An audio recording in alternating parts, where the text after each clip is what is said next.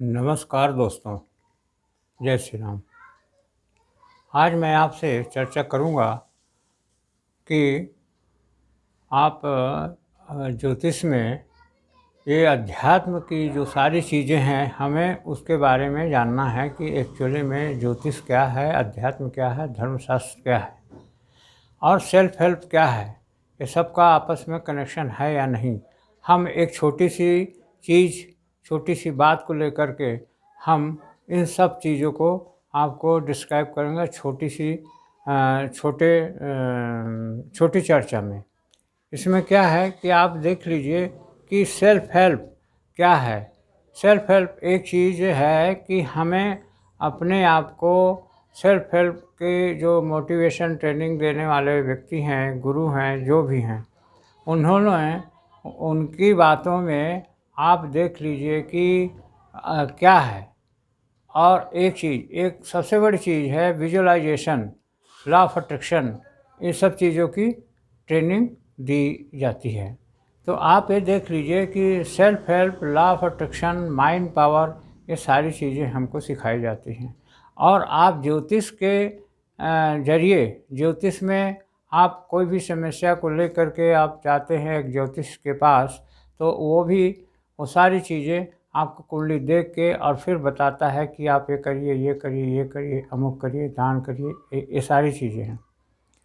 और सबसे बड़ी चीज़ है कि वो आपको बिना किसी प्रकार की समझ के एक मोटिवेशनल स्पीकर वो आपको समझाता है कि आप संकल्प करिए, आप एकाग्र रहिए और ये विजुअलाइजेशन करिए। ये सारी चीज़ें आपको बताई जाती है। इच्छा शक्ति को बढ़ाइए। तो ऐसी चीज़ें आपको, सबसे बड़ी चीज़ ये है कि यही सारी चीज़ें इससे भी अच्छी तरीके से पर्टिकुलर आपके कुंडली का विश्लेषण करके आपको ये बताया जाता है कि आपका यदि अष्टम भाव दूषित है, दूसरा भाव दूषित है, पहला भाव दूषित है, या भाग्य जो कुछ भी आपके इस कुंडली में है उसे बताया जाता है। और सारी चीज़ें वही बताई जाती हैं कि आप इसकी किसी भी देवी देवता के बारे में बताया जाता है कि आप जैसे कृष्ण जी का बताया जाता है, गुरु के लिए बताया जाता है, विष्णु भगवान का गुरु के लिए बताया जाता है। और यदि आप गुरु के विषय में ना भी करें तो भी ये आपको गीता का अध्ययन के लिए कहा जाता है कि आप निरंतर गीता का अध्ययन करिए, या गीता के 9वें अध्याय का पाठ करिए, और दुर्गा सप्तशती के 4थे अध्याय का पाठ करिए, या किसी भी प्रकार के हम आदित्य हृदय स्तोत्र का पाठ करिए। तो उसमें आपको बहुत सारी चीज़ें समझाई जाती हैं। लेकिन ज्योतिष एक सिस्टम से आपको सेल्फ हेल्प की एक प्रकार से ट्रेनिंग है। सेल्फ हेल्प मोटिवेशन जितने भी लोग हैं वो आपको शिक्षा देते हैं, लेकिन उसमें कोई सिस्टम्स नहीं होता। उनका एक अलग सिस्टम है, बिना सिस्टम के नहीं है। हम ये नहीं कह रहे हैं कि नहीं वो बिना सिस्टम के हैं, लेकिन ज्योतिष एक प्रकार का इसको अंधविश्वास के और उपेक्षित विषय में डाल दिया जाता है, जबकि ऐसा नहीं है। ये ज्योतिष एक बहुत बड़ा विज्ञान है, बहुत बड़ी साइंस है। इसके बारे में आप को स्वयं अध्ययन करना चाहिए और स्वयं उसको परखना चाहिए। ये आपको ज्योतिष का जो अध्ययन है, ज्योतिष की जो एक एक चीज़ है, 12 भाव उसमें बनाए जाते हैं, और 12 भाव के अंतर्गत ही सारी चीज़ें इसमें डाली जाती हैं। किसमें? हमारे ज्योतिष विज्ञान में। और सेल्फ हेल्प में भी ट्रेनिंग दी जाती है कि 5 दिन का, 2 दिन का, 10 दिन का, वो अपने हिसाब से वो जो ट्रेनिंग देते हैं वो देते हैं। हमें उससे कोई बहस नहीं है। लेकिन कुल मिला के हमें एक चीज़ का कहना है कि जो विजुअलाइजेशन किया जाता है, और जैसे ये शक्ति गोयन ने एक पुस्तक लिखी है, कल्पना शक्ति, अद्भुत कल्पना शक्ति, तो वही चीज़ है कि हर विजुअलाइजेशन से आप कुछ भी आप प्राप्त कर सकते हो, ऐसा उन्होंने कहा है। और हकीकत भी है। अध्यात्म शास्त्र भी हमारे यही कहते हैं कि विजुअलाइजेशन, कल्पना शक्ति, ये मेडिटेशन, ये सारी चीज़ें एक ही है। तो हम जब मेडिटेशन करने को बोलते हैं कि ये सारी ये सब चीज़ से आप ये इन सब चीज़ों को आप प्राप्त कर सकते हो। तो हमें एक चीज़ की माइंड पावर की बुक है, उनको पढ़ने के लिए दिया जाता है। उसमें आपको कंसंट्रेशन, एकाग्रता, ये सारी चीज़ें आपको बताई जाती हैं।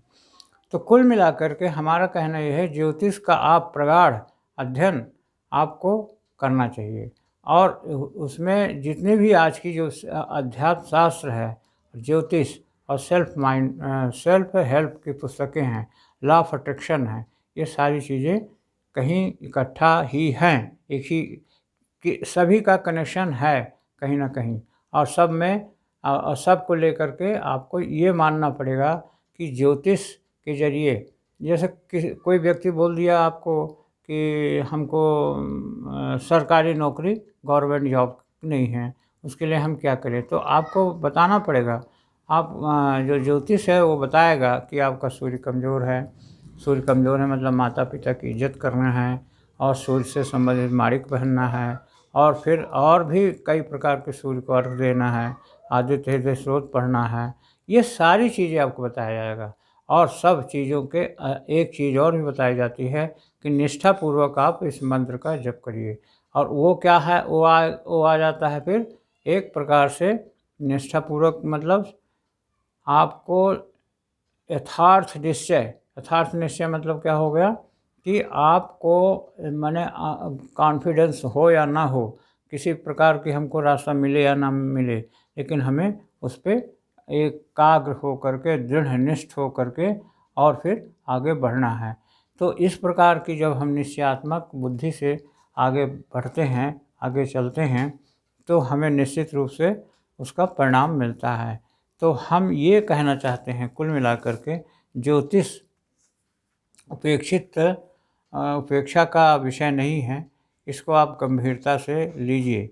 और जो बताने वाले हैं उन बंधुओं से भी, एस्ट्रोलॉजिस्ट, ज्योतिषी से भी हमारा आग्रह है कि इसको साइंटिफिक तरीके से लोगों को आप समझाइए, बुझाइए, जितनी भी चीज़ें हैं आप उनको बताइए। जैसे एक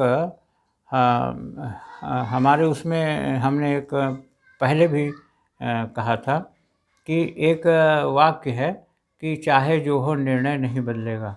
मतलब इसको किर्कगार्ड ने कहा था गीता के यथार्थ निश्चय वाले कार्यक्रम में। यथार्थ निश्चय का एक श्लोक है, उसमें कहते हैं कि दृढ़ निश्चय का अर्थ है कि पूरे प्राण इतने आत्मसात हैं कि चाहे जो हो, चाहे जीत हो, चाहे सफलता मिले या ना मिले, निर्णय नहीं बदलेगा।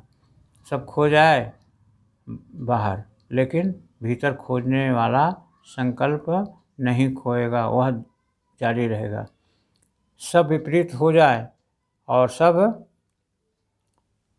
प्रतिकूल हो जाए, कोई साथी ना मिले, कोई संगी ना मिले, कोई अनुभव की किरण भी ना मिले, अंधेरा घनघोर हो, टूटने की कोई आशा ना हो, तब भी निर्णय नहीं बदलेगा। किरगार्ड ने कहा है, जो आशा के विपरीत आशा करके रहे, विपरीत में आशान्वित रहे, यदि वही दृढ़ निश्चय वाला है। तो दृढ़ निश्चय का अर्थ है जब सब तरह से आशा टूट जाए, जब बुद्धि कहे कुछ होगा नहीं, तब आगे कोई मार्ग अब दिख नहीं रहा। अब आगे कोई मार्ग दिख नहीं रहा, अब शक्ति चुक गई, सांस लेने तक की जब हिम्मत नहीं, एक कदम अब उठ नहीं सकता और मंजिल का कोसों तक पता नहीं, तब भी भीतर कोई प्राण कहता चला जाए कि मंजिल है और चलूँगा, चलता रहूँगा। इसका नाम संकल्प है। तो ये चीज़ है कि संकल्प चाहे जो हो, निर्णय नहीं बदलेगा। अर्थात संकल्प आपका बहुत ज़बरदस्त होना चाहिए, और संकल्प के लिए ही सारी चीज़ें कराई जाती हैं। ज्योतिष का भी वही कथन है, वही सेल्फ हेल्प का भी है, लेकिन सेल्फ हेल्प और बाकी सारी चीज़ें जितनी भी हैं, सभी में एक चीज़ है कि आप अपने संकल्प, अपनी आत्मा के प्रति सच्चे रहें और संकल्पवान रहें, तो आपको सिद्धि निश्चित ही मिलेगी। उस कार्य में भी आपको निश्चित रूप से सिद्धि, सफलता मिलेगी। तो इस प्रकार से ये आप सूत्र बांध लें कि संकल्पवान हो जाता है आत्मान। आप संकल्प करिए, छोटी छोटी चीज़ों से संकल्प करिए। और ज्योतिष को आप ज्योतिष एवं साधनाओं को आप गहराई से समझने का प्रयास करिए और फिर आपको इसके अनुरूप आपको बहुत सारी चीज़ें मिलेंगी जो आपके लिए फ़ायदेमंद होगी, लाभदायक होगी। तो हम यहीं से वीडियो को एंड करेंगे। जो आपकी समझ में आ गया हो तो ठीक है, और यदि ना आया हो तो आप उसे कमेंट बॉक्स में लिखें।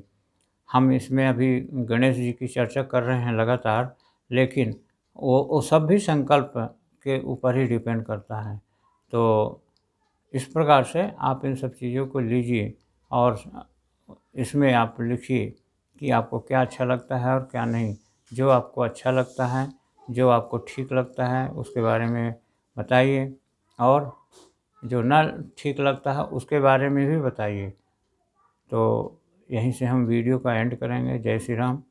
और लाइक करिए, शेयर करिए और सब्सक्राइब करिए। कमेंट बॉक्स में आप अपना ओपिनियन जाहिर करिए। उसमें आप ज़्यादा कुछ नहीं लिख सकते हैं तो जय श्री राम लिख दीजिए, हमें पता चले कि आपने इस वीडियो को देखा है और आपको अच्छी लगी है। तो बस अब हम यहीं से हम वीडियो को एंड करेंगे। ओम शांति शांति शांति, सर्वरे सुशांति भवतु, सुशांति भवतु। ओम ओम।